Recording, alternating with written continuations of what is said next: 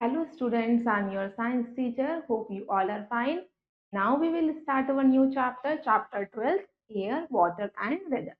So students, in this chapter we shall learn about the composition of air. What are the gases that are constitute in the air and how much quantity of water is available on our planet Earth and what are the weather conditions that occurs in daily life. So students, we also know about the water cycle. We also know about the what are the atmosphere, what are the gases that surrounded by our Earth planet. Now look at the points that we will discuss in our chapter. First one is air around us, water, impurities in water, conservation of water, land and sea breeze, water cycle, purification of water, and last sun and weather. Now, students, get ready. Take hands from the picture shown here to identify the weather of the place and complete the sentence. So, students, look at the first image and identify which weather condition is shown in that picture. First the days are hot during बच्चों जो days जो होते हैं hot यानी गर्मी कब होती है ड्यूरिंग समर सीजन तो फर्स्ट में हम फिल करेंगे summer season next image shown that the days are cold during जो दिन जो होते हैं उसमें ठंडक कब आती है ठंडा कब होता है winter season the days are cold during winter season Now, students, let's begin the chapter with our first topic, air around us. Air is all around us. बच्चों, air, हवा हमारे चारों ओर होती है. It is a mixture of various of gases such as nitrogen, oxygen, carbon dioxide and water vapor. बच्चों, हमारी air जो है बहुत सारी gases का mixture होती है. Just like nitrogen, oxygen भी होती है, इसमें carbon dioxide भी होती है और कुछ हमारे water vapor के molecules भी होते हैं. In fact, the earth is surrounded by a blanket of air called atmosphere. बच्चों आपको पता है अर्थ के सराउंड में एक एयर की लेयर होती है उसे हम क्या कहते हैं atmosphere when we cannot see air as it has no color no smell and no taste बच्चों हम एयर को क्यों नहीं देख पाते क्योंकि एयर की ना कोई कलर होता है ना कोई टेस्ट होता है ना ही कोई एयर की स्मेल होती है yet we know it is there बच्चों फिर भी हमें पता है कि हर तरफ एयर है हवा है because of what it can do many things जिसकी वजह से हमें पता चलता है एयर है डिफरेंट डिफरेंट एक्टिविटीज की वजह से we use it to fill tyres and balloons आप देखते हैं टायर्स में एयर फिल की जाती है बलून्स में एयर फिल की जाती है the moving air is called wind बच्चों जब हवा चलती है उसे हम क्या कहते हैं wind when the wind is blowing gently it is called breeze जब हवा धीरे धीरे चलती है उसे हम ब्रीज कहते हैं when the wind is blowing fast and strong it is called storm जब हवा तेजी से चलती है उसे हम स्टॉर्म कहते हैं यानी तूफान while breeze is pleasant storm is strong बच्चों ब्रीज जो होती है प्लीजेंट होती है वो हमें अच्छी लगती है मगर जो स्टॉर्म होता है वो स्ट्रॉन्ग होता है जो हमारी सारी चीजों को डैमेज कर सकता है It can be destructive and uproot trees and even destroy houses that come in its way.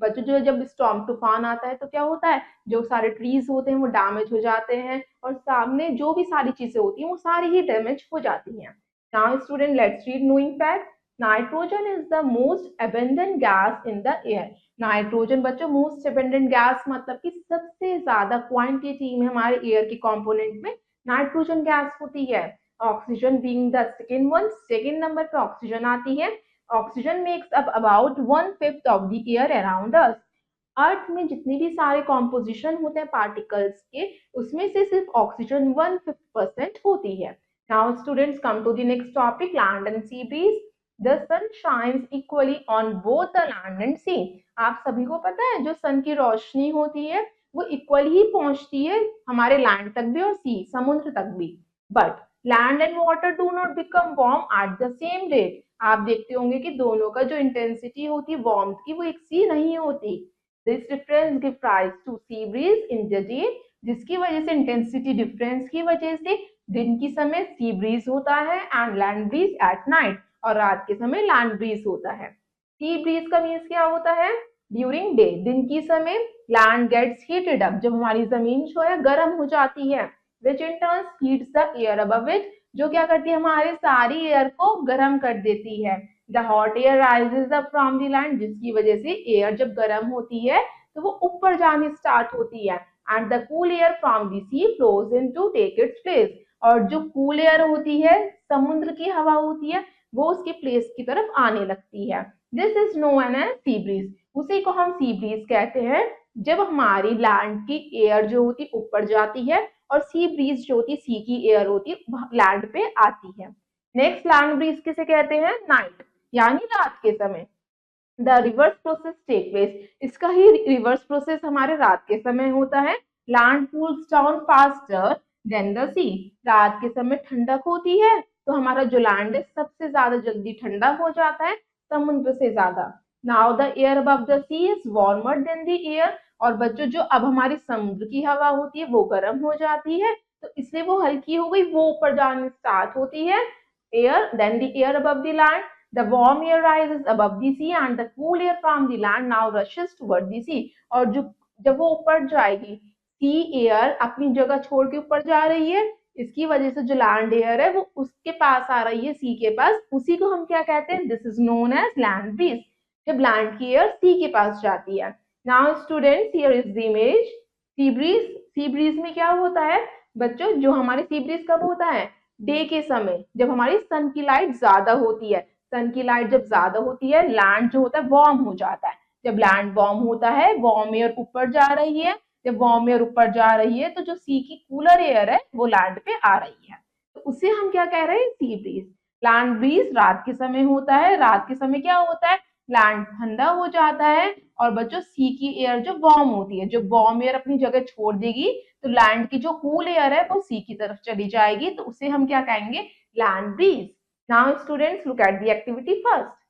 Now students, look at the aim. To show that land and water do not absorb equal amount of heat at the same time। हमें ये बताना है जमीन और पानी दोनों ही एक साथ एक ही इंटेंसिटी में गर्म नहीं होते। उसके लिए हमें कुछ थिंग्स चाहिए होंगी। थिंग्स रिक्वायर्ड, 2 बोल्स लेने हैं आपको, थोड़ा सा पानी, सम वाटर, सम सैंड, थोड़ी सी मिट्टी एंड 2 थर्मामीटर्स। अब इसको क्या फॉलो करना है? मेथड पढ़ते हैं। First of all, fill sand in one bowl and water in other. आपने 2 बोल्स लिए, एक में सैंड फिल करा और एक में पानी। Now keep both of them out in the sun. आपने दोनों ही बोल्स को क्या करा? सूरज की रोशनी में रख दिया। आफ्टर 1 आवर, 1 घंटे के बाद, measure the temperature of both bowls with the help of thermometer. जिस तरीके से आपको इमेज में शो कर रखा है, दोनों को आप टेम्परेचर को मेजर करेंगे थर्मामीटर की हेल्प से। Which one is warmer? आपको ज्यादा गर्म कौन सा लगेगा? सैंड, मिट्टी वाला बाउल या वाटर वाला? Now keep the 2 bowls in indoor. फिर आपने क्या करा? दोनों बाउल्स को अंदर लिया है कमरे में। आफ्टर एन आवर, 1 घंटे बाद, चेक द टेम्परेचर। फिर आपने चेक करा temperature. Which one is warmer? अब कौन सा ज्यादा गर्म है, आपका सैंड वाला बाउल या आपका वाटर वाला बाउल? रिजल्ट हमें क्या समझ में आया? कौन सा? Sand absorbs heat more quickly and heat up faster than water।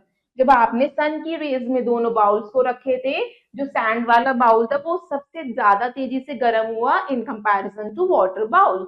और हमने sand absorbs cooling more quickly. जब आपने दोनों ही बाउल को अंदर रूम में लेके गए तो सैंड वाला बाउल था वो ज्यादा जल्दी से ठंडा हुआ in comparison to water bowl. Now students, fill the observation table. यहाँ पे आपको प्लेस दिखा रखी है आउटडोर और इनडोर। आउटडोर प्लेस पे हमारा सैंड वाला बाउल था, क्या हुआ था? फास्टली क्या हुआ था? वार्म हुआ था। तो यहाँ पे क्या हुआ था? Fastly warm. और बच्चों इंडोर वाले प्लेस पे क्या हुआ था? सैंड क्या हुआ था? फास्टली कूल, क्योंकि अंदर आया तो उसका टेम्परेचर ठंडा हो गया था। और बच्चों वाटर वाला बाउल क्या था? वो बाहर क्या होता? कम गर्म हुआ था, slowly warm.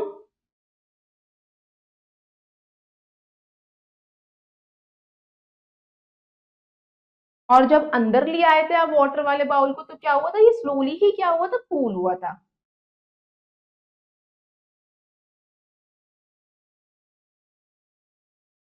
Now students, let's come to the next topic, water. Water exists in 3 states: solid, liquid and gas. Water बच्चों 3 states में exist करता है: solid में, liquid में और gas में। These states are interchangeable in nature। हम इन states को एक फॉर्म से दूसरे फॉर्म में चेंज कर सकते हैं। Look at the evaporation। Take a wet sponge। आपने ना एक स्पॉन्ज लिया। स्पॉन्ज क्या होता है? जिसमें होल्स होते हैं जो इसमें पानी भर जाता है। And switch on the fan, फिर आपने फैन को स्विच ऑन करा। Right your name on the black board, आपने ब्लैक बोर्ड पे अपना नेम लिखा विद द वेट स्पॉन्ज, गीले स्पॉन्ज से। Observe for a few seconds, फिर आपने फ्यू सेकेंड्स बाद ऑब्जर्व करा, ब्लैक बोर्ड को देखा। You will see the name disappear, आप देखेंगे आपका नेम जो है डिसअपियर हो जाएगा ब्लैक बोर्ड से। This happens because water changes into water vapour. ये क्यों हुआ? जो क्योंकि इसमें जो क्या था, वाटर से आपने जो नाम लिखा था अपना वो वाटर वेपर में चेंज हो गया। So the process by which water changes into water vapour is called evaporation.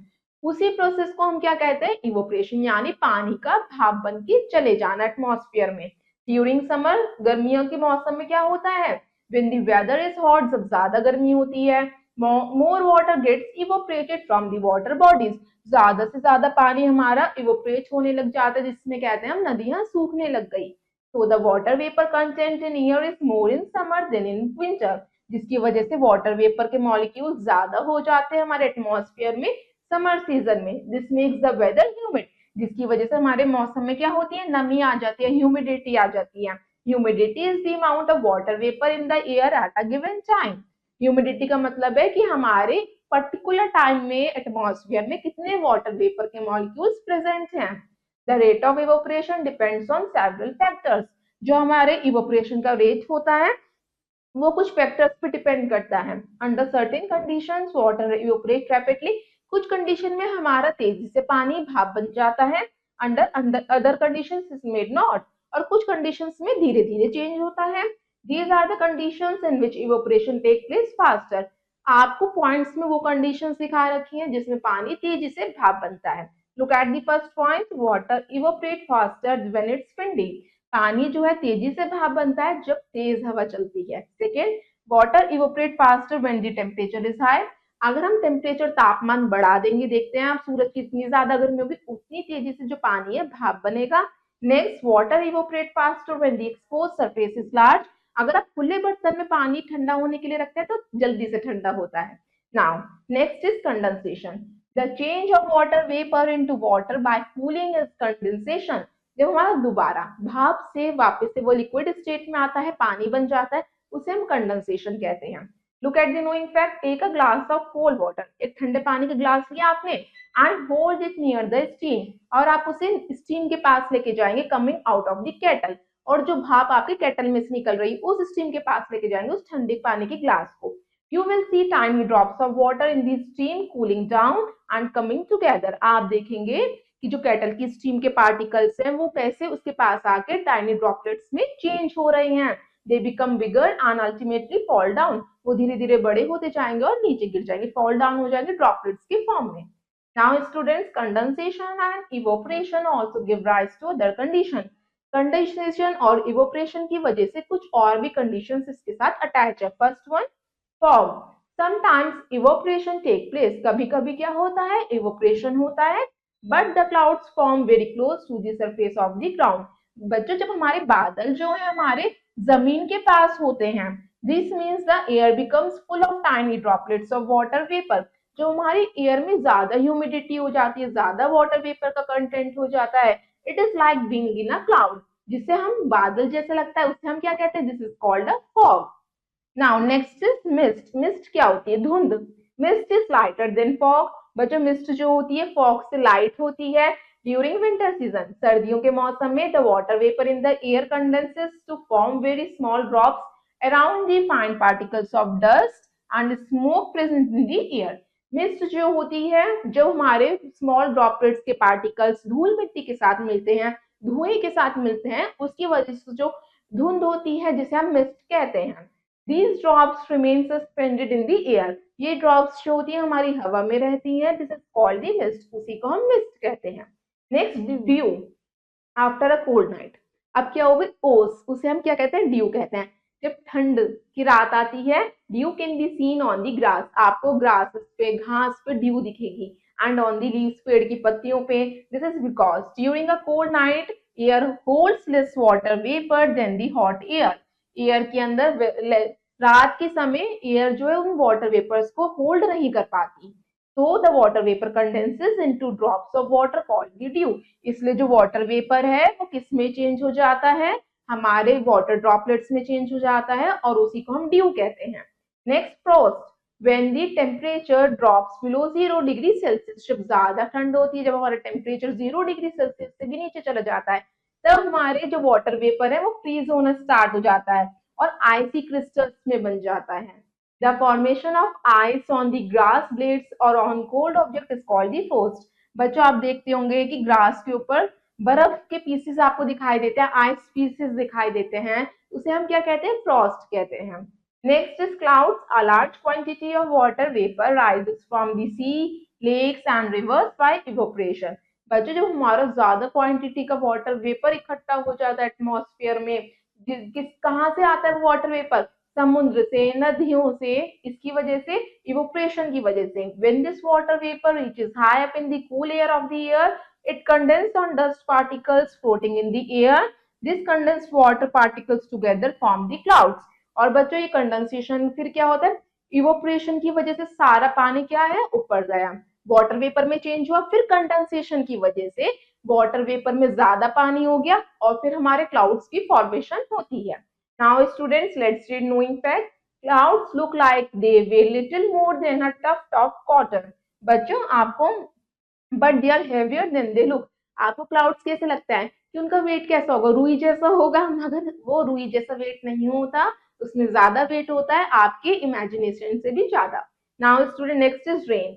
When these clouds rise higher up they are cool down. जब क्या होता है, क्लाउड्स का हैवी वेट हो जाता है, उसमें ज्यादा वाटर अमाउंट हो जाता है, तो क्या होता है, वो कूल डाउन होने स्टार्ट हो जाते हैं। Then the drops of water in the clouds become too large and heavy, so they fall down in the form of rain. फिर वो क्लाउड्स क्या करते हैं, बारिश करते हैं, रेनफॉल करते हैं, उसी को हम क्या कहते हैं, precipitation. Next lead, sometimes rain drops falling down the ground pass through very cold layers of air. बच्चों जब कभी बारिश होती है ठंड के मौसम में, they get frozen into irregular pieces of ice, फिर उसमें से आइस के पीसेस भी फॉल होने स्टार्ट होते हैं। The falling crystal of ice are called the sleet, और उसी फॉलिंग क्रिस्टल्स को हम क्या कहते हैं, आइस के sleet. Next is hail. Hail usually falls during some thunderstorm. बच्चों जब बिजली कड़कती है, बारिश होती है, तब हेल आता है। It forms in a big dark cloud, जब काले बादल आ जाते हैं। When slit is blown up into the clouds by the wind, जो स्लीट होती है वो चली जाती है हवा की वजह से। The crystals of ice join to grow big in size and round in shape. जो आइस के क्रिस्टल्स हो जाते हैं वो बड़े हो जाते हैं। These ice balls come down to the earth, फिर वो स्नोफॉल अर्थ पे होता है। We call this as hail, उसे हम हेल कहते हैं। The falling ice balls are called hailstone। बच्चों हेल स्टोन्स जो होते हैं वो स्नोफॉल से अलग होते हैं। हेल स्टोन्स जो होते हैं यानी जिसे हम क्या कहते हैं, ओले। Hailstones are sometimes quite big and cause damage to the standing crops and plants, जो हमारे क्रॉप्स को डैमेज कर सकते हैं, प्लांट्स को डैमेज कर सकते हैं, बर्ड्स को किल कर सकते हैं, cattle and other animals caught in the open, सबको डैमेज कर सकते हैं। हमें स्नो से डैमेज नहीं होता, हम स्नो से हर्ट नहीं होते। Next is snow. When the air above is sufficiently cold, बच्चे जो हमारी हवा जो होती है वो ठंडी होती है। Water vapour in the clouds freezes into minute crystals of ice which are very light। जो हमारे वाटर वेपर होते हैं वो फ्रीज होने स्टार्ट हो जाते हैं छोटे छोटे क्रिस्टल फॉर्म में, जो बहुत हल्की होते हैं। They gather together and fall down in the form of puff, जो पफ के फॉर्म में फॉर्म होते हैं और गिरते हैं नीचे। इट इज कॉल्ड स्नो, जिसे हम क्या कहते हैं, snow. Now snowfall is very common on hills. आपने देखो पहाड़ों पे स्नो होती है, and mountains which are very high, जो ऊंचे ऊंचे पहाड़ होते हैं वहां पे आपने स्नोफॉल देखा होगा। And is generally seen in winter, ज्यादातर विंटर सीजन में फॉल होती है। Next is humidity. The air contains water vapour, जब हमारे एयर में वाटर वेपर ज्यादा हो जाता है, the amount of water vapour it contain is called humidity. उसी वाटर वेपर को हम क्या कहते हैं, ह्यूमिडिटी कहते हैं। Warm air can carry more water vapour than cold air. गर्म हवा में ज्यादा वाटर वेपर के कंटेंट होता है ठंडी हवा के मुताबिक। क्यों वार्म एयर में क्यों होता है, क्योंकि वार्म एयर में ज्यादा इवोपरेशन होगा, ज्यादा इवोपरेशन मतलब ज्यादा water vapour. This is why in some hot places it is very humid. इसलिए आप देखते होंगे जो ज्यादा गर्म जगह होती है वो ह्यूमिड होती हैं। At humid places your skin feels sticky. जब आपने देखो ह्यूमिड प्लेसेस पे आप कैसा चिपचिपा महसूस करते हैं, स्टिकी लगता है। There is so much water in the air that your sweat can not evaporate, क्योंकि हवा में इतना ज्यादा वाटर वेपर होता है कि आपका स्वेट इवोपरेट नहीं हो पाता। Now students next is water cycle. There is a constant cyclic movement of water throughout the globe which is called water cycle. बच्चों जब हमारे वाटर का कंटेंट जो है रिसाइकिल होता रहता है नेचर से, उसे हम वाटर साइकिल कहते हैं। We already know that the heat of the sun evaporate the water from the water bodies. आप सभी को पता है सूरज की रोशनी की वजह से जो हमारे सारे वाटर बॉडीज का पानी होता है वो इवोपरेट हो जाता है, भाप बन जाता है। This water rises up and changes into water vapor. During this process of evaporation, impurities are left behind in the water bodies. जिसकी वजह से जो सारी गंदगी होती है, डस्ट पार्टिकल्स होते हैं, वो वाटर बॉडीज में ही रह जाते हैं। So when the water vapor goes high up in the atmosphere, it condenses to form clouds. और बच्चों जब हमारे वाटर वेपर एटमॉस्फेयर में ऊपर जाते हैं उससे हमारे क्लाउड की फॉर्मेशन होती है। When the water drops in the clouds condense further to form bigger drops. और फिर जो हमारे वाटर ड्रॉपलेट्स होती हैं वो क्लाउड्स में इकट्ठी हो जाती हैं। These drops become heavier and fall on earth in the form of rain or snow. यही ड्रॉपलेट्स जब हमारा क्लाउड्स में ज्यादा हो जाती हैं तो वो रेनफॉल करता है, ये snowfall. This is called precipitation, उसी को हम क्या कहते हैं, precipitation. The cycle of evaporation, condensation and precipitation continue in nature and are called water cycle. जो हमारी ये तीनों ही प्रोसेस हमारे वाटर साइकिल में होते हैं उसी को हम क्या कहते हैं, वाटर का कंटेंट बने रहना। Now students here is the image. सबसे पहले क्या है, हमारे वाटर बॉडी में वाटर कलेक्ट हुआ, फिर सबसे पहले फिर सूरज की गर्मी की वजह से वो इवोपरेट हुआ, भाप बन के ऊपर गया, जिसकी वजह से क्लाउड्स फॉर्म हुए, क्लाउड्स में वाटर ड्रॉपलेट्स ज्यादा हुए, फिर कंडेंसेशन हुआ जिसकी वजह से क्लाउड्स बने। फिर जब इसमें पानी की ड्रॉपलेट ज्यादा हो गई तो उसने क्या करा, रेनफॉल करा, उसी को रेनफॉल को हम क्या कहते हैं, प्रेसिपिटेशन। बारिश की वजह से दोबारा से पानी कलेक्ट हो जाता है हमारी वाटर बॉडीज में। Now next topic is impurities in water. Water में कौन कौन सी इम्प्योरिटीज होती हैं। We get water from rivers. बच्चों में पानी कहाँ से मिलता है, नदियों से, तालाब से, पॉन्ड से, टैंक से, वेल्स, कुओं से, etcetera. Impurities in water pollute it and make it unfit for drinking. बच्चों ये सारी जगहों पे हमारा पॉल्यूटेड वाटर होता है, गंदा वाटर होता है। If we drink polluted water we may fall sick. अगर हम गंदा पानी पियेंगे तो हम बीमार हो सकते हैं। We should never drink polluted और कॉन्टेमिनेटेड वाटर। कभी भी हमें गंदा पानी, वह पानी नहीं पीना चाहिए। There are three kinds of impurities present in water. वो जो तीन तरीके की हमारे डस्ट पार्टिकल्स जो होते हैं वाटर में कलेक्ट हो जाते हैं। First one, insoluble impurities. These can be seen clearly as they do not dissolve in water. बच्चों insoluble impurities वो होती हैं जो हमें आसानी से दिख सकती हैं, जो हमारे पानी में घुलती नहीं है। For example sand and mud. आपने देखा कभी मिट्टी को पानी में घुलते हुए, नहीं, insoluble. Next one, soluble impurities. These dissolve in water so they cannot be seen. Soluble impurities वो इम्प्योरिटीज होती हैं जो हमारे डस्ट पार्टिकल्स आसानी से पानी में घुल जाते हैं, डिसॉल्व हो जाते हैं। For example chemicals. Next is disease causing germs और microbes. These can not be seen but they are present in untreated water. बच्चों कुछ हमारे माइक्रोब्स जो होते हैं, स्मॉल बैक्टीरिया होते हैं, वो हमें पानी में नहीं दिखते, बल्कि जो हमारा अनट्रीटेड वाटर होता है, पॉल्यूटेड वाटर होता है, उसमें वो प्रेजेंट होते हैं। Next is purification of water. Contaminating water can be clean in four ways. कैसे हम गंदे पानी को, पॉल्यूटेड वाटर को, रुके हुए पानी को क्लीन कर सकते हैं। First is sedimentation and decantation. These process are used to separate insoluble impurities from the water. बच्चों इस प्रोसेस का यूज करके हम जो इनसॉल्युबल इम्प्योरिटीज हैं जिसे हम आसानी से अलग कर सकते हैं, उस मेथड में यूज करते हैं। The water is let to stand still for some time in a container. हम क्या करते हैं, जो गंदा पानी है उसे थोड़ी देर के लिए ऐसे ही छोड़ देंगे बिना डिस्टर्ब करे।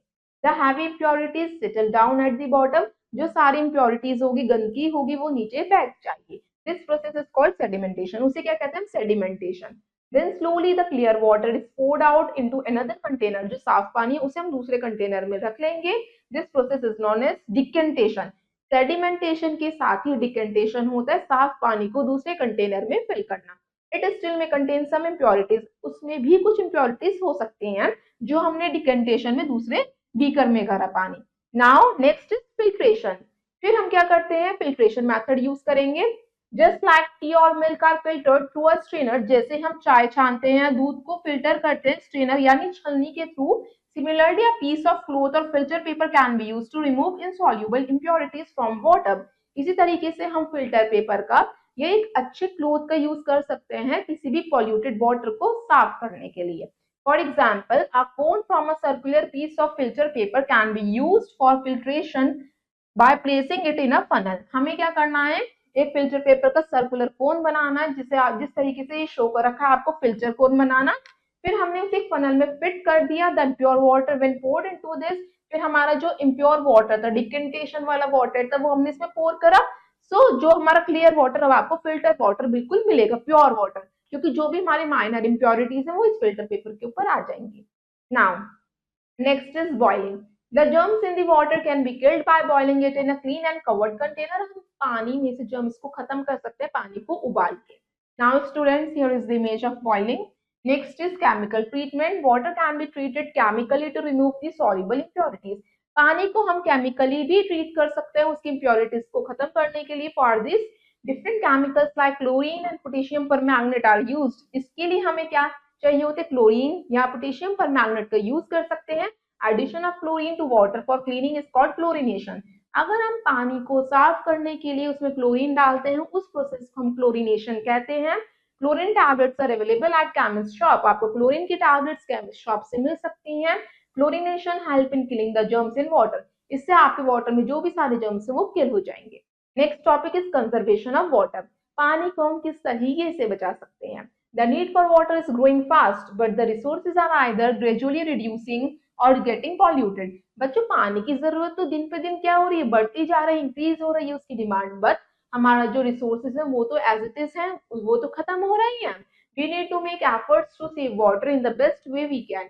इसलिए हमें कुछ तरीके अपनाने पड़ेंगे जिससे हम पानी को बचा सकते हैं। Look at the first point, do not waste water by letting taps trip. बच्चों, कभी भी हम पानी को खुला नहीं छोड़ना चाहिए, टैप्स को ओपन नहीं रखना चाहिए। होस pipe should not be used for cleaning cars, balconies, kitchens और ड्राइवेज। कभी भी आपको कोई भी क्लीनिंग करनी हो, बालकनी, फ्लोर्स या आपके किचन या ड्राइवेज मतलब कि कार्स, तो आप होस पाइप से यूज नहीं करेंगे, बकेट और मग का इस्तेमाल करेंगे। Fix your leaking taps. आप अपने टैप्स को लीक जो कर रहे हैं उसे फिक्स करेंगे। Water use for washing fruits and vegetables can be use for watering plants. जिन पानी का इस्तेमाल करके आपने फल और सब्जियां को वॉश करा है, उस पानी से हम क्या कर सकते हैं, प्लांट्स को वाटर कर सकते हैं। While taking bath, it is better to use bucket than a shower. बच्चों, अगर आप नहाने के लिए जाते हैं तो आप शावर की जगह बकेट का यूज कर सकते हैं, इससे हमारा रिडक्शन ऑफ वाटर का होगा। Tap should not be left running while brushing और शेविंग। जब भी ब्रश करते हैं तो हम टैप्स को ओपन नहीं रखेंगे। Next topic is sun and weather. Weather changes from day to day and sometimes from hour to hour. मौसम बच्चों, दिन एक आज सनी डे है, कल कोल्ड डे हो सकता है। हमारे एवरीडे वेदर जो है चेंज होता रहता है, इवन अवर टू अवर। अभी बारिश हो रही है, नेक्स्ट ही हमारे अवर में क्या हो सकता है, धूप निकल सकती है। It can be sunny, cloudy, humid और windy. Weather reflects the short term changes in the atmosphere of a place at a particular time. Weather क्या बताता है, हमारे जो चेंजेस हो रहे हैं कुछ ही टाइम के लिए किसी भी जगह, वो हमारा वेदर होता है। The sun plays an important part in causing changes in weather. हमारा सन का इंपॉर्टेंट पार्ट होता है वेदर को चेंज करने के लिए। This happens because the earth is continuously revolving around the sun in a fixed orbit. ऐसा क्यों होता है, क्योंकि हमारी अर्थ जो है सन के चारों ओर रिवॉल्व करती रहती है। thus at a given time only one half of the earth is facing the sun, जिसकी वजह से हमारे आधे ही हिस्से पे अर्थ पे वो क्या पर पहुंच पाती है, सन की race. We also know that the earth is slightly tilted on its axis, so a part of the earth is near the sun while the other part slightly away from the sun. आप सभी को पता है अर्थ जो होती है हमारी थोड़ी टिल्टेड होती है, जिसकी वजह से एक तरफ का पार्ट जो होता है अर्थ का वो सन के पास होता है और अदर पार्ट जो होता है वो सन से दूर होता है। The part which is near the sun receives more sunlight. जो हमारे सन के पास पार्ट होगा अर्थ का, वहां पे ज्यादा रोशनी होगी, ज्यादा गर्मी होगी, and therefore has longer and warmer days. इसलिए वहां के दिन कैसे होते हैं, लंबे होते हैं और गर्म दिन। It is summer in this part of the earth. उसी सीजन को हम क्या कहते हैं, summer season. while the other part has shorter and cooler days and enjoy winter season at that time। और जो दूसरे पार्ट पे जहाँ पे सूरज की रोशनी नहीं पहुंच पा रही, वो ठंडे दिन होते हैं और छोटे होते हैं, उसे हम विंटर सीजन कहते हैं। The season keep on changes as the earth revolves around the sun। जैसे जैसे अर्थ रिवॉल्व करती है सन के अराउंड, वैसे वैसे हमारे सीजन चेंज होते रहते हैं। Let's read knowing fact. Sun is the chief source of heat on the earth. बच्चों, सन जो है अर्थ पे हीट का अल्टीमेट सोर्स ऑफ एनर्जी है। Now next is sun plays an important role also in blowing of winds। बच्चों, sun जो एक important role play करता है, जैसे हवा बहती है, चलती है, ब्लोइंग करती है, उसके accordingly the air gets heat up due to the heat of the sun. आपको पता है हवा भी गर्म हो जाती है जब सूरज की रोशनी ज्यादा होती है। This heated air becomes lighter and rises. जो गर्म हवा होती है वो हल्की होती है, जो हमारे एटमॉस्फेयर में चली जाती है to fill it space. Cool air which is heavier comes in. जो हमारे एटमॉस्फेयर में जाएगी गर्म हवा, जो हमारी ठंडी हवा एटमॉस्फेयर की वो नीचे आएगी। Now this movement continues and causes wind. जो हमारा ये मूवमेंट चलता रहता है जिसकी वजह से विंड्स कॉजेज होते हैं। Now students, here is the image. A windy day, जब तेज हवा चलती है। अ क्लाउडी डे, जब स्काई में क्लाउड्स आ जाते हैं। अ सनी डे, जब हमारा सन जो है ब्राइटली शाइन करता है। Come to the moral of the chapter. Air is the constant pressure that we feel around us but can never see. Air एक ऐसा प्रेशर है जो हम देख नहीं सकते, सिर्फ महसूस कर सकते हैं हवा को। The observable effects of air can be seen throughout the nature through the swing of the plants and the trees. हम एयर को कैसे महसूस करते हैं? जब हम देखते हैं कि ट्रीज की लीव्स क्या कर रहे हैं, स्वे कर रहे हैं, लहरा रहे हैं, या प्लांट्स जो हो रहे हैं वो मूव कर रहे हैं, तो उसके थ्रू हमें पता चलता है कि एयर है, हम उसे फील कर पाते हैं। Now students, let's have a quick look on the following point. First point, air is all around us. Air हवा हर जगह है। When the wind is blowing fast and strong, it is called storm. जब तेज हवा चलती है उसे हम कहते हैं storm यानी तूफान। The sun shines equally on both the land and sea. Sun जो है इक्वली ही शाइन करता है जमीन पे भी और समुद्र पे भी, बस डिपेंड करता है इंटेंसिटी पे। The change of water vapour into water bye cooling is called condensation. बच्चों, जो हमारा भाप है, वाटर वेपर है, वापस से वो वाटर में चेंज हो जाता है, लिक्विड में चेंज हो जाता है, उसी को हम क्या कहते हैं? Condensation. Next, the amount of water vapour air contains is called humidity. हमारी हवा में कितने अमाउंट में वाटर मॉलिक्यूल्स हैं उसी को हम नमी कहते हैं, humidity. The germs in the water can be killed by boiling. बच्चों, हम पानी के अंदर के जर्म्स को किल कर सकते हैं पानी को उबाल के, बॉइल करके। The sun causes changes in weather because it heats the earth unevenly. बच्चों, सन क्या करता है? वेदर को चेंज करता है, जिसकी वजह से हमारे अर्थ पे सीजन अकर्स होते हैं, विंटर सीजन और summer season. Now students, rest of the exercise you will do yourself. I hope you all students have understood this chapter. Thank you and have a nice day.